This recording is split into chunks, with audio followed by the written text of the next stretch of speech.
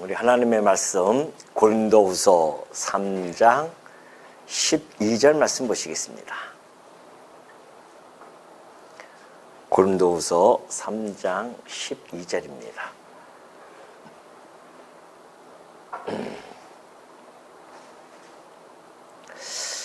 우리가 이 같은 소망이 있으므로 담대히 말하노니 우리는 모세가 이스라엘 자손들에게 장차 없어질 것의 결국을 주목하지 못하게 하려고 수건을 그 얼굴에 쓴 것 같이 아니하노라. 그러나 그들의 마음이 완고하여 오늘까지도 구약을 읽을 때에 그 수건이 벗겨지지 아니하고 있으니 그 수건은 그리스도 안에서 없어질 것이라. 오늘까지 그 모세의 글을 읽을 때에 수건이 그 마음을 덮었도다. 그러나 언제든지 주께로 돌아가면 그 수건이 벗겨지리라. 주는 영이시니 주의 영이 계신 곳에는 자유가 있느니라. 우리가 다 수건을 벗은 얼굴로 거울을 보는 것 같이 주의 영광을 보매 그와 같은 형상으로 변화하여 영광에서 영광에 이르니 곧 주의 영으로 말미암음이니라. 18절까지 봉독해 드렸습니다. 지금 고린도 교회에 침투되어졌던 거짓 사도들의 이 율법을 여전히 강조하는 그들의 그러한 거짓된 교훈을 듣고 고린도 성도들이 많이 혼란에 빠져 있었습니다. 이때에 바울은 바로 그 율법을 강조하는 그런 거짓 사도들에게 그들을 경계하고 그들이 잘못된 주장을 하고 있음을 지금 모세와 그리고 이 사도직을 가지고서는 잘 설명해 주고 있죠. 자, 우리 지난 시간에 살펴본 대로 계속해서 같은 맥락 속에서 좀 살펴봐야 되기 때문에 다시 한번 좀 여러분과 함께 좀 기억나도록 한번 다시 상기하도록 하겠습니다.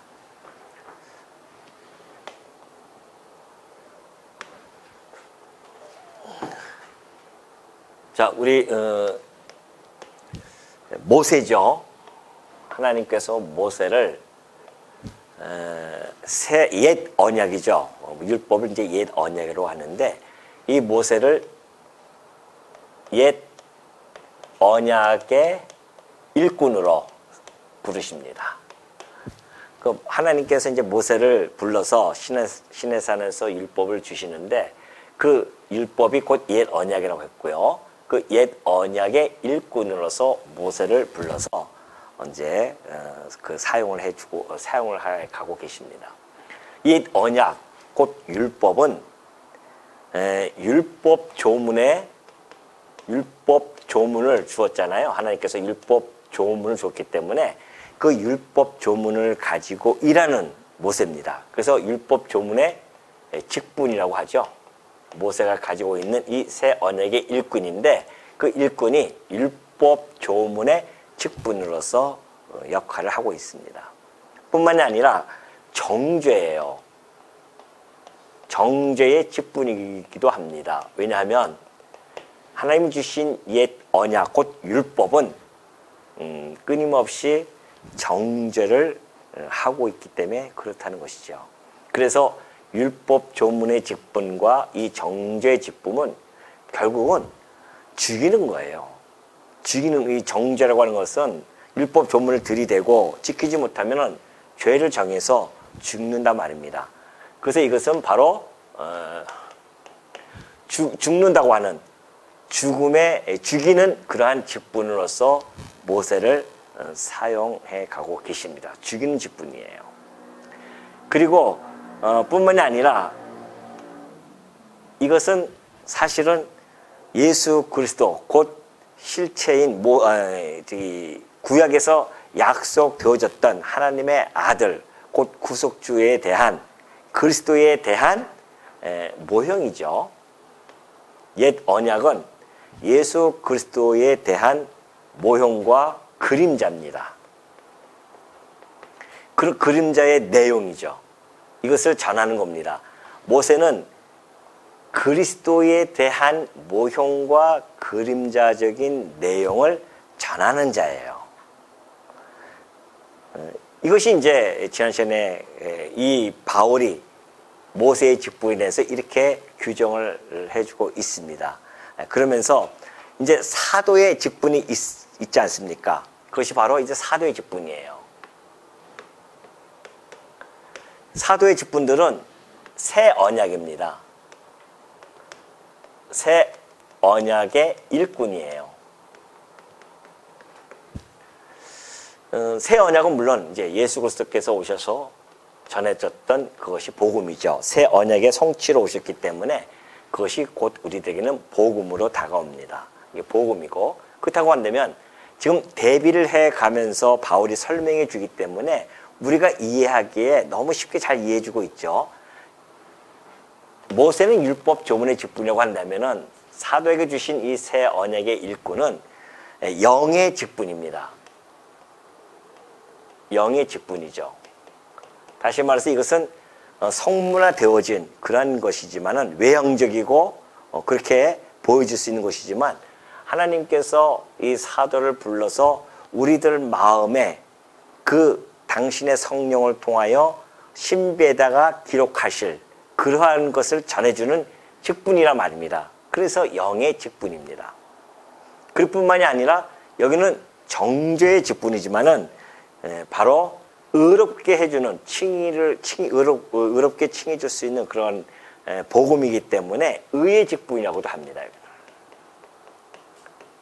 의의 직분이죠. 반면에 여기는 정죄해서 죽이는 직분이지만 여기는 살리는 직분이에요. 살아나는 직분입니다. 그러니 여러분이 보시더라도, 자 보세요. 모형과 그림자지만 이것은 뭐다? 실체잖아요. 그러니 여러분이 보시더라도 모세에게 주었던 이 모든 것들도 물론 영광이 있어요. 영광이 있습니다. 그러죠? 그렇다고 한다면 사도에게 주었던 이런 직분들에게 주어지는 영광은 더 말할 것이 없습니다. 여기도 영광이 있어요. 3장 9절에서 보면은 뭐라고 이야기합니까? 정죄의 직분도 영광이 있은즉 의의 직분은 영광이 어떻게 해요? 더욱 넘친다. 더욱 넘칩니다. 이게 더욱 넘친 거예요. 이쪽에 있는 영광이. 그런데 왜 너희들은 지금도 여전히 이 모세의 이 옛 언약을 가지고 성도들로 하여금 자꾸만 혼미케 하냐는 것이죠. 예수를 믿고 구원받는 것뿐만이 아니라, 구원받으려면 예수만 믿는 것뿐만이 아니라 우리가 하나님이 주신 이 율법 조문도 잘 지켜야 된다고 하는, 그것은 엄밀히 얘기하면 복음적 입장에서 보면은 거짓이란 말입니다. 그래서 거짓 사도라고 하는 거예요, 그들을. 바울이 얘기했을 때는. 그러니 지금 바울이 얘기했듯이 모세가 가지고 있던 이 직분의 영광도 영광이지만, 그러나 사도들에게 주어졌던 이 직분의 영광이 더욱 넘친다라고 그렇게 설명을 하면서 12절에 곧바로 그런 이야기를 하는 겁니다. 우리가 이 같은 소망이 있으므로 담대히 말한다는 겁니다. 다시 말해서 이런 영광이 넘친다고 하는 이러한 직분을 가지고 그 영광에 참여하게 되어진다고 하는 그 소망이 있어요. 바울은 그 소망이 있기 때문에 바울이 가지고 있는 이 소망이라고 하는 것은 바로 담대히 이야기할 수 있는 그런 힘이 되어집니다. 바울이 지금 담대히 얘기한다고 하지 않습니까? 우리가 이 같은 소망이 있으므로 담대히 말한다는 겁니다. 그럼 뭘 담대히 얘기할까요? 그것이 바로 13절에 나타나 있는 내용이에요. 물론 이것이 더 확대되어지면은 복음을 전하는 담대함이 생기는 겁니다. 이러한 소망이 있으니까 영광에 참여되어진다고 하는 이 소망이 있는 바울로서는 정말 담대히 복음을 전하지 아니할 수가 없죠. 어떠한 핍박과 고난이 온다 할지라도 담력과 용기가 나타날 수밖에 없습니다. 자기가 당하는 그 고난과 핍박은 이 직분을 통해서 주어진 그 영광과는 비교할 수 없는, 넉넉히 이길 수 있는 그 힘을 주시기 때문에 이 영광에 참여하는 그 바울로서는 담대히 복음을 전할 수밖에 없죠. 뿐만이 아니에요. 13절 보면 우리는 그 뭘 담대히 말할 수 있는가? 13절에 이렇게 이야기합니다. 우리는 모세가 이스라엘 자손들에게 장차 없어질 것의 결국을 주목하지 못하게 하려고 수건을 그 얼굴에 쓴 것 같이 아니한다. 우리는 담대히 이야기하죠. 모세는 이제 율법을 받아가지고서는 내려옵니다. 돌판에다가 율법을 받아가지고서는 십계명이죠. 십계명을 받아가지고 내려오는데 하나님을 대면해서 그가 그 십계명을 받았으니 얼굴에 광채가 나는 거예요. 하나님의 그 영광의 광채가 모세에게 반영이 된 겁니다. 그러니까 모세 자체의 영광이 아니라 하나님의 영광이 이게 반사가 되어진 것이죠. 그 내려오니까는 사람들이 그 광채만 보더라도 두렵단 말이죠. 그 막 공포에 떨고 있는 겁니다. 그래서 바울이 수건을 가려요. 이것이 이제 출애굽기에 나타나 있는 상황 아닙니까? 출애굽기 34장 30절 보면 그렇게 나타나 있잖아요. 이렇게 해서 얼굴에, 여러분이 이제 뭐 다 아시는 내용이니까. 그런데 바울은 여기서 신학적인 해석을 가합니다. 뭐라고 얘기했냐면 모세가 이스라엘 자손에게 장차 없어질 것의 결국을 주목하지 못하게 하려고 수건을 썼대요. 모세는 이스라엘 백성들이 두려워할까 봐 이걸 썼잖아요. 그러나 그 이면에 바울은 그 똑같은 상황을 가지고서는 신학적으로 이렇게 해석을 해준 겁니다. 모세가 수건을 쓴 것은 공포, 표면적으로 보면 어떤 공포, 이스라엘 백성들의 두려움을 감추기 위해서, 두려움을 갖다가 주지 않기 위해서, 공포심을 덜어주기 위해서 수건을 썼다는 겁니다. 이것이 첫 번째 효과예요. 수건을 쓰는 효과는 첫 번째가 공포심을 덜어주기 위함입니다. 그러나 바울이 신학적인 해석을 가했을 때는 모세가 얼굴에 있었던 그 광채가 덧없음을 모세는 알고 있기 때문에 그것을 수건을 가렸다는 것이죠. 그것을 보지 못하게 가렸다는 겁니다. 다시 말해서 장차 없어질 것의 결국이라고 하는 것은 하나님의 영광이 모세 얼굴에 반사된 그 하나님의 영광이 일시적이라는 그런 표면적 의미, 일시적이잖아요. 그거는 곧 없어진단 말입니다. 그런 일시적이라고 하는 그 표면적 의미를 더 뛰어넘어서 모세는 거기까지 뭘까지 보냐면은 이것은 곧 율법의 임시성을 그가 알고 있기 때문에 모세는 그래서 그걸 가렸다는 거예요. 여기 주목하지 못하도록. 그러니까 이스라엘 백성들이 지금 하나님이 이 옛 언약 율법을 주신 그 목적과 그 의도를 정확하게 그들에게 보여줘야 되는데, 그러나 이것은 이미 모형과 그림자이기 때문에 여기에 주목해서 여기에 머물면 안 된다는 겁니다. 이 모형과 그림자는 실체를 향하여 가리키는 그러한 몽학 성생과 같기 때문에 모세는 지금 그렇게 이 수건을 가려서 임시적인 이런 율법에 너무 주목하지 못하도록, 그리고 그 너머에 있는 예수 그리스도 메시아를, 실체인 메시아를 바라보게 해 주었다라고 지금 바울은 해석해서 13절에 그렇게 설명을 해주고 있는 겁니다. 그래서 수건을 그 얼굴에 쓴 것 같지 아니한다. 그래서 모세는 그래서 이걸 가렸어요. 백성들로 하여금 이런 일시적인 기능만을 하는 율법에 집착하지 말고 그 율법 너머에 있는 영원한 영광, 곧 예수 그리스도를 바라보라고 그렇게 하는 목적을 가지고 그렇게 했다는 것이죠. 그러니까 율법이 만들어진 의도가 있습니다. 하나님이 왜 율법을 만드셨을까요? 그것은 곧 예수 그리스도를 나타내기 위한 것이었습니다. 이것이 목적이었어요. 율법을 만드신 의도, 그것은 곧 예수 그리스도를 나타내기 위함이다. 그래서 예수님이 오셔서 말씀하신 것이 내가 율법의 마침이야, 그런 거예요. 율법의 마침이 되시는 겁니다. 우리 주님은 율법의 마침이 되시고 이제는 복음의 시대가 시작된 겁니다. 예수님이 오셔가지고서는 그 모든 율법은 예수 그리스도로 와서 완성이 되어지고요. 그리고 복음의 시대가 시작되어지는 겁니다. 그러니까 모든 제사제도부터 시작해서 모든 것들이 예수 그리스도를 통하여서 다 온전하게 이루어지지 않습니까? 그 모든 것들을 지금 설명해 주고 있기 때문에 모세는 여기에 집착하지 말고 이걸 바라보라고 그 수건을 썼다가 이제 나중에 이제 광채 없어지면 벗어지지 않습니까? 그러니까 그런 의도를 가지고 지금 수건을 썼음을 잘 설명해 주고 있는 것이죠. 그러면서 이제 14절을 보면 그래요. 그러나 그들의 마음이 완고하여 오늘까지도 구약을 읽을 때에 그 수건이 벗겨지지 아니하고 있으니 그 수건은 그리스도 안에서 없어질 것이라.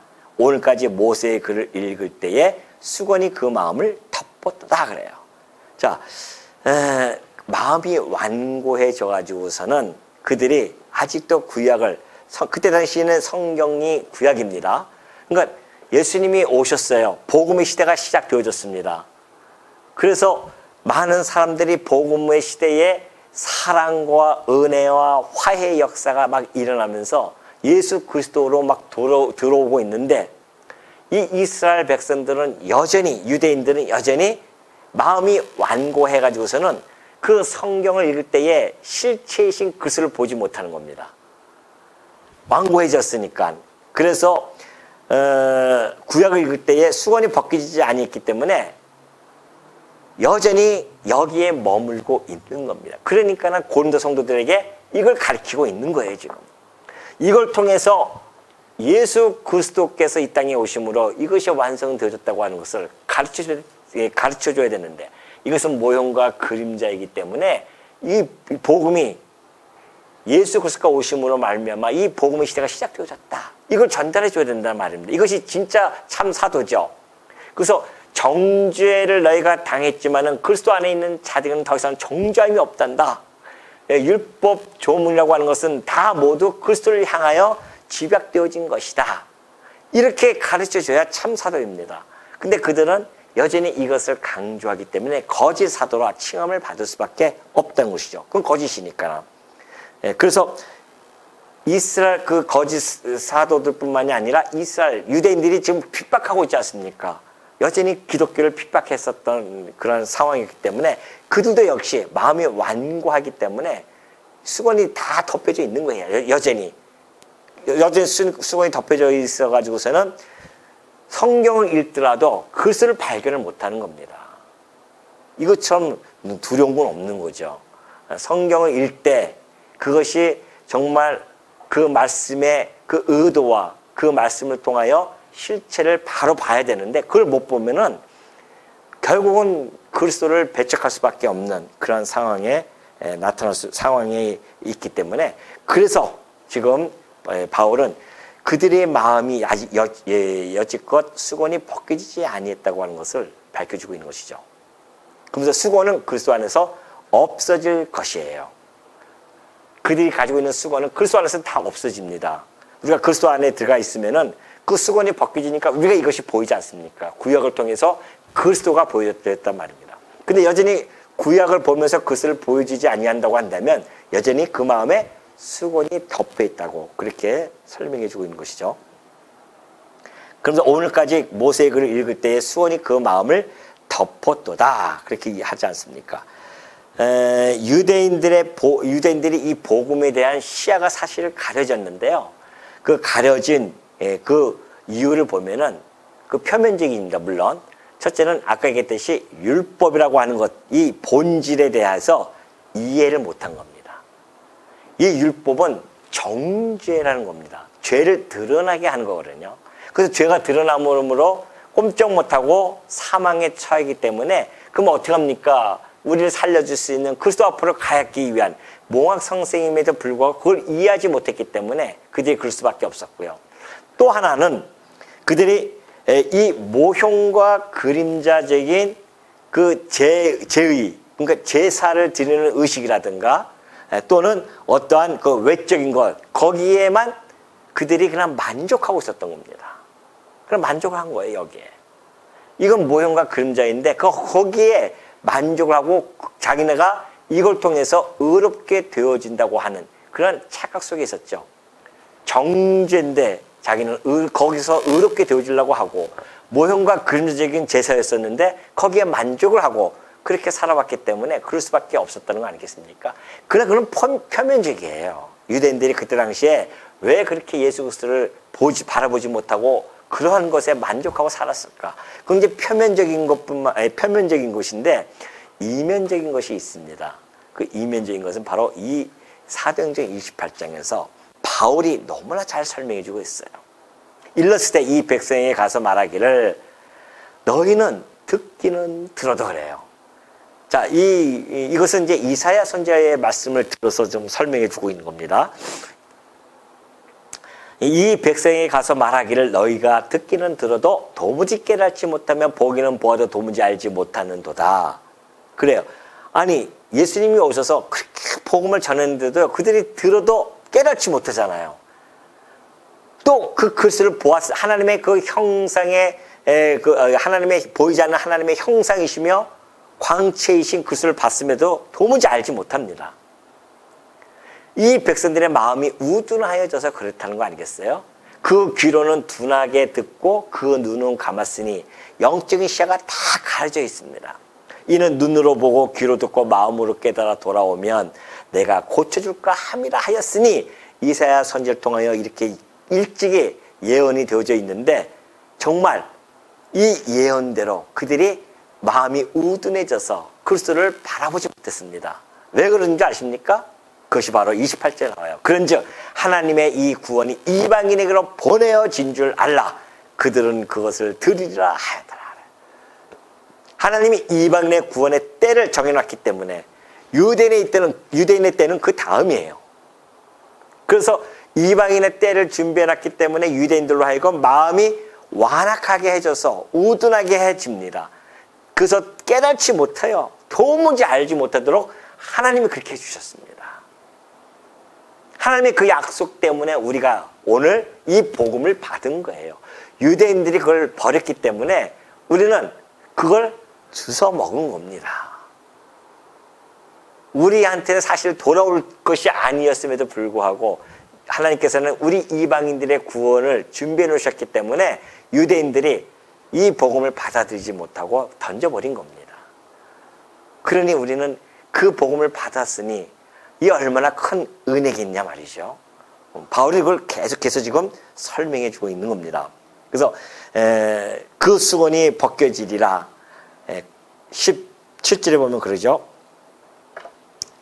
16절 그러면 언제든지 주께로 돌아가면 그러나 언제든지 주께로 돌아가면 그 수건이 벗겨지라래요. 언제든지 그리스도에게 돌아만 가면요 그 마음이 이렇게 가려졌던 영적인 시야를 가렸던 그런 모든 것이 다 벗겨집니다. 그러면서 수건이 벗겨지면 진리를 바로 인식할 수가 있다는 것이죠. 왜요? 예수님이 이 땅에 오셔서 하신 말씀 아닙니까? 너희가 성경을 상고하기, 영생을 얻기 위해서 상고하지만은 이 성경이 내게 대하여 증거한 것이다 했기 때문에 그리스도에게로 가기만 하면 언제든지 주께로 돌아가면 그래요. 언제든지 주께로 돌아가면 그 수건이 벗겨져요. 그러니까는 그리스도만 알면은 이 율법, 이 모세의 이 옛 언약이 다 이해가 되어질 수 있습니다. 그러니까는 유대인들은 지금도 구약 성경을 가지고 있으면서 보지만은 여전히 그 수건이 2000년이 넘게 가려져 있어요, 지금. 유대인들도. 그때뿐만이 아닙니다. 놀랍게도 2000년이 지난 지금도 그들 마음속에는 수건이 가려져서 여전히 예수 그리스도를 반대하고 받아들이지 않고 있단 말이죠. 그런데 그의 수건이 가려졌다고 하는 것은 영적인 시야가 가려졌기 때문에 그들이 구약을 아무리 본다 한들 아무 의미가 없어요. 그리스도에게로 오지 못한단 말입니다. 그러나 그리스도에게만 가기만 하면 그 모든 수건이 벗겨져서 영적인 시야가 확 열려서 다 알 수가 있단 말입니다. 율법에 대해서 우리는 어떻게 알 수 있느냐? 그리스도에게로 갔기 때문에 이것이 보이는 겁니다. 아, 이것이 율법 조문이며 정죄를 하는 것이었구나. 우리의 죄를 드러내는 것이었구나, 율법은. 그렇게 우리는 깨달을 수 있지 않습니까? 그러니 이것은 비단 율법만이 아니라 철학적인 것들, 모든 것들, 이 세상의 모든 것들이 그리스도에게만 가면 모든 만물, 만사, 이치의 원리를 다 깨달을 수가 있다는 거 아니겠어요? 왜요? 예수 그리스도는 알파와 오메가입니다. 처음이요 나중이에요. 모든 역사의 시작이며 끝이십니다. 그러니 그리스도만 알게 되어지면 만물의 만사, 이치를 깨달을 수가 있죠. 세상 사람들은 그 만물과 만사, 이치를 깨달으려고 얼마나 노력을 한단 말이죠. 그러나 그리스도에게 가지 못하면 그건 다 헛수고들이에요. 공수표입니다. 그건 다. 그리스도에게만 가야만이 그들이 추구하는 모든 것들이 깨달아질 수가 있는 거죠. 만물과 만사의 그 이치뿐만이 아니라 모든 관들, 세계관이라든가 역사관이라든가 인생관, 이 모든 관들도 다 바뀌어버릴 수밖에 없다. 진리 안에서 바뀔 수밖에 없다는 것이죠. 그러면서 17절 보면 주는 영이시니 주의 영이 계신 곳에는 자유가 있느니라. 주의 영이라고 하는 것은 그리스도는 모든 빛과 생명의 원천이십니다. 그렇기 때문에 주의 영은 곧 성령 아니겠어요? 주가 성령도 삼위일체 하나님을 좀 잘 설명해주고 있죠. 주는 영이십니다. 그래서 주의 영, 성령이 계신 곳에는 자유가 있습니다. 왜요? 성령은 곧 생명의 근원이시며 진리와 능력과 거룩함과 축복과 그리고 영광을 주실 수 있는 그 근원이 되십니다. 그러니 그리스도의 영이 계신 곳에는 자유가 있습니다. 다시 말해서 진리죠. 진리가 있는 곳에는 자유가 있습니다. 그러니 우리 이 율법보다 복음이 더 우월하다고 하는 그 핵심적인 단어 하나가 여러분이 꼽으시라면 뭐가 될까요? 이 율법보다 복음이 더 우월하다. 그런 핵심적인 단어. 어떤 면에서 더 우월한 것인가? 이것이 지금 얘기했듯이 그리스도 안에 있는 자에게는 자유함이 있는 겁니다. 무슨 어디서부터의 자유함일까요?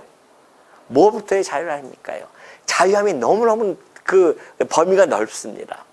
우리는 첫 번째로 이 죄와 사망, 다시 말해서 죄와 사망으로부터 자유함을 얻는 겁니다. 뿐만이 아니라 우리는 율법으로부터의 자유함이 있습니다.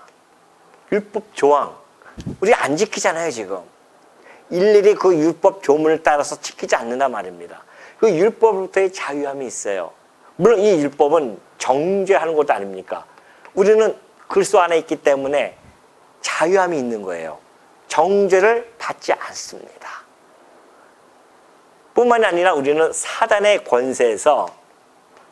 권세로부터 자유함이 있어요.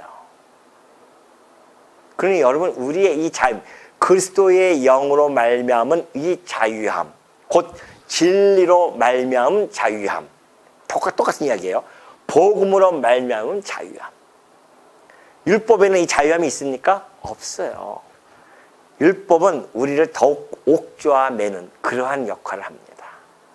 율법에서 벗어나면 벗어날수록, 율법을 지키려면 지킬수록 더욱 옥죄어요. 그렇게 무자비한 율법이 어딨습니까? 좀 어느 정도 지키려고 하면은 좀 용서해주고 너그럽게 받아줘야 되는데, 지키면 지킬수록 뭐라고 합니까?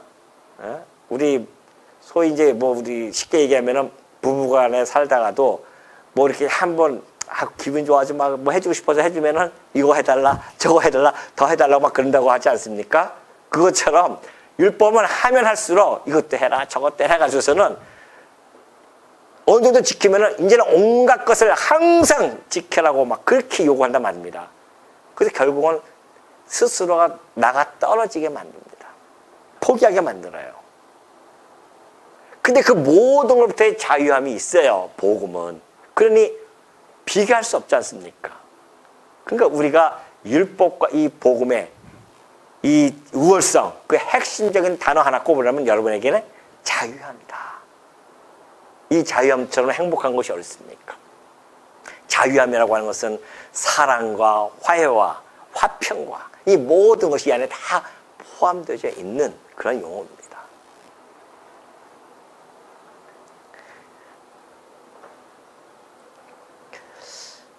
그래서 이 17절에 얘기한 것처럼 고린도전서 15장 45절에 그러잖아요. 기록된 바 첫사람 아담은 생명이 되었다 함과 같지만은 마지막 아담 그리스도는 뭐예요? 살려주는 영이에요. 그래서 주의 영이 계신 곳에는 자유가 있는 겁니다. 살려주는 영이기 때문에. 살려주는 영이에요. 그래서 자유함이 있는 겁니다. 죽음으로부터 사망으로부터 자유함을 얻는 것. 여러분 이 자유함 하나만 얻었다고 하는 것 이것처럼 정말 행복한 것이 어디 있겠습니까? 우리가 가끔 저는 그런 생각을 해요. 무덤에 여러분 혹시 그런 생각 안 했습니까? 딱 무덤에 갇혀 잤는데 깨우니까는 무덤이야. 그 무덤에는 딱 갇혀 있어요. 와 그런 막 생각도 가끔 해요. 그러면은 막 흙을 다 덮어져 있는데 얼마나 깝깝하겠습니까? 꼼짝 못하고 그 깜깜한 데서 거기서부터의 자유함이라고 생각해 보십시오. 좀 피부적으로 와 닿을 수도 있을 겁니다. 근데 우리의 그 옥점은 그 정도가 아니에요. 그냥 관 속에서 그냥 깜깜해서 이렇게 있는 그 정도가 아니라 얼마나 무자비하게 우리가 옥죄는지 모릅니다. 쇠사슬로 꽁꽁 밧줄이 아니에요. 쇠사슬입니다. 머리부터 발끝까지 꽁꽁 묶어버려요. 여기에서는. 그런데 그리스도 안에 있는 자들에게는 그 쇠사슬로부터 해방을 받아요. 자유함을 받는단 말입니다. 그래서 오늘 우리가 자유롭게 이렇게 살아가지 않습니까? 이것이 오늘 성도들에게 주는 하나님께서 주는 커다란 은혜라는 것이죠. 오늘 우리는 오늘도 은혜 속에서 살아가는 성도로서의 그 행복을 좀 누리고 있는 중입니다.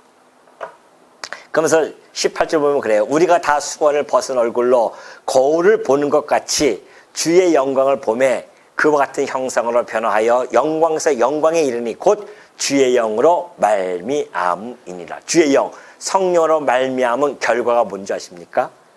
그걸 보니까는 우리가 다 수건을 벗은 얼굴로 거울을 보는 것 같이, 자 자유함을 얻으니까는 수건을 벗은 얼굴로 거울을 보는 것 같이 주의 영광을 볼 수가 있지 않습니까? 주의 영광을 보는 거예요. 그와 같은 형상으로 변화하여집니다. 뿐만 아니라 영광에서 영광에 이르게 되어지는 것이죠. 그리스도인들이 믿음을 통해서 복음을 깨닫게 되고요. 거기에 나타난 그리스도의 영광을 분명히 볼 수 있죠. 그리스도의 영광이 뭡니까? 승귀의 신분으로서의 그 영광. 그리고 역시 우리도 거기에 동참되어지는 그 영광 아니겠습니까? 또 그러나 이제 이 그리스도의 영광은 이 세상에서가 아니라 바로 예수님이 오시는 그 재림 이후에 그 영광을 우리는 확실하게 볼 것이며 그의 형상으로 변화가 되어질 것입니다. 완전히 이제 변화가 되어지죠. 그런데 이 복음의 영광이라고 하는 것은 성도로 하여금 성화하면서 영화로운 영광에 이르게 하는 겁니다. 이 복음의 영광이 그래요. 복음으로 나타나는 이 영광은 우리로 하여금 성화 속에서 점점 영화로운 영광에 이르게 한다. 근데 이걸 누가 한다? 곧 주의 영으로 말미암음이다. 성령으로 말미암아 그렇게 해주신다는 것이죠. 그러니 여러분 성도들이 이 땅에 살아가면서 최종 목적이 뭡니까? 여러분이 가지고 있는 최종 목표가 뭐예요? 예? 주의 영광에 함께 동참하는 거 아니겠습니까? 우리의 궁극적인 목표는요, 행복, 인간의 행복 또는 인간의 건강. 사실 그게 아니에요. 물론 그러면 좀 좋겠죠. 그러나 그건 우리가 살아가는 하나의 과정이고, 우리가 최종적인 목적을 가지고 있는 것은 그리스도의 형상으로 변화되어지는 겁니다. 곧 거룩함이죠. 그리고 우리가 영화로운 영광에 들어가는 것. 이것이 우리의 궁극적인 목적입니다. 이 땅에 살아가면서 여러분들이 그러한 궁극적인 목표와 목적을 가지고 오늘도 살아가고 있는 중이죠. 얼마나 멋있습니까? 내 목표는 빌딩 10층짜리가 아니라 뭐예요? 그리스도의 형상으로 변화되어지는 것. 이것이 우리가 이 땅에 살아가면서 가지고 있는 그런 목표입니다. 그걸 통해서 우리는 거룩함에 이르는 것, 이것이 성도만이 가질 수 있는 목적이며 목표 아니겠어요? 세상 사람들은 그런 목적과 목표가 없죠. 오로지 보이는 이 세상의 목적과 목표를 가지고 살아가지만, 성도의 목적과 목표는 보이는 이 세상이 아니라 하나님이 주신 우리의 이 거룩함, 그리고 하나님이 주신 우리의 이 영화스러운 영광, 이것을 우리는 목표라고 살아가는 자들입니다. 그러니 그 목표를 향해서 살아가는 이 과정 속에서는 우리에게 그 영광을 위해서는 때로는 우리가 건강을 추구할 수도 있는 거 아니겠습니까?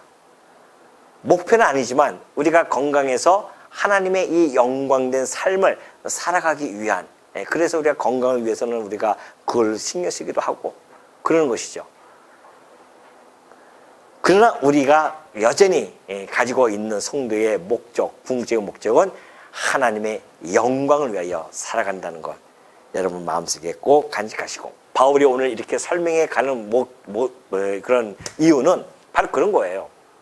지금 고린도 성도들이 여전히 여기에 머물고 가르치고자 하는 자들을 지금 바울은 이러한 대비를 통해서 일침을 가할 뿐만이 아니라 지금 너희들이 간직하고 있는 이 어마어마한 것, 이 복음이 어떠한 것인지를 너무나 잘 설명해 주고 있습니다. 그래서 정말 이 복음 안에서 누리는 이 자유함이 그리스도 안에 있는데 왜 너희는 다시 이쪽으로 자꾸만 넘어가고 또 그것을 전하는 자들에게 미혹을 당하느냐?